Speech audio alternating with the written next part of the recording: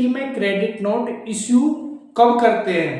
Credit note तब issue किया जाता है अगर आपने पहले इनवॉइस इश्यू किया और इनवॉइस की वैल्यू या जीएसटी आपको कम करना है।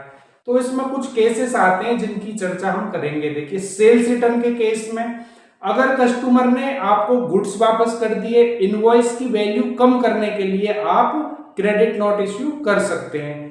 इनवॉइस में ज्यादा अमाउंट चार्ज हो गया है, आपने कोई एक इनवॉइस बनाया 1,00,000 रुपए का, लेकिन आपने गलती से 1,20,000 रुपए का इनवॉइस बना दिया।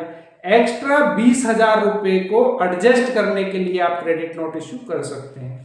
अगर आपसे जीएसटी का अमाउंट ज्यादा चार्ज हो गया है, एग्जाम्पल लेते हैं, आपको 12% जीएसटी चार्ज करना था, लेकिन आपने क्या किया, 18% उस पर जीएसटी चार्ज कर दिया। इस एक्स्ट्रा अमाउंट को एडजस्ट करने के लिए आप क्रेडिट नोट इशू करेंगे। फोर्थ नंबर पर आता है, अगर पोस्ट सेल डिस्काउंट आपने दिया है, क्रेडिट नोट तभी इश्यू होगा जब डिस्काउंट पहले से एग्रीमेंट में था, इनवॉइस में उसका रेफरेंस है और बायर ने आईटीसी रिवर्स कर दिया है। इस केस में आप क्रेडिट नोट इश्यू कर सकते हैं। इसमें टाइम लिमिट का रोल बहुत ज्यादा होता है।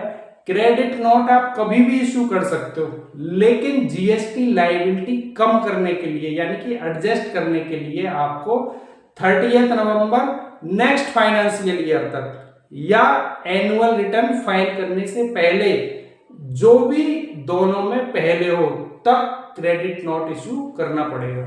इसमें इंपॉर्टेंट पॉइंट है, क्रेडिट नोट को जीएसटीआर 1 में शो करना जरूरी है, तभी जीएसटी लायबिलिटी कम होगी। अगर आपने लेट शो किया तो टैक्स बेनिफिट आपको नहीं मिलेगा।